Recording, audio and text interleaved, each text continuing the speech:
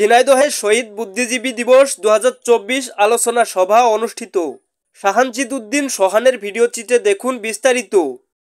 ঝিনাইদহ জেলা প্রশাসকের কার্যালয়ে 14 ডিসেম্বর শহীদ বুদ্ধিজীবী দিবস উপলক্ষে এক আলোচনা সভা অনুষ্ঠিত হয়।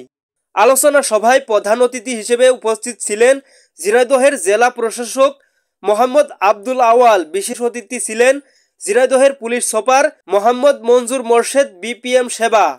বক্তব্য রাখেন বৈষম্য বিরোধী ছাত্র আন্দোলনের প্রতিনিধি আবু হুরাইরা, সুশীল সমাজের প্রতিনিধি এম শাহজালাল, বীর মুক্তিযোদ্ধা ঝিনাইদহ কলেজের প্রিন্সিপাল কাজী মাহবুবুর রহমান, পিপি মশিয়ার রহমান।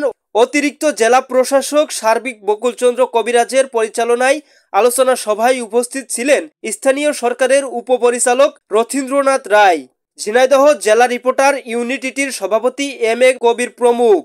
এ সময় তিনি সকল শহীদ বুদ্ধিজীবীদের বিনম্র শ্রদ্ধা ভরে স্মরণ করেন ও তাদের আত্মার মাগফিরাত কামনা করেন। সভায় বিভিন্ন সরকারি বেসরকারি প্রতিষ্ঠানের প্রতিনিধিগণ, স্কাউটস ও বিভিন্ন শ্রেণী পেশার প্রতিনিধি উপস্থিত ছিলেন।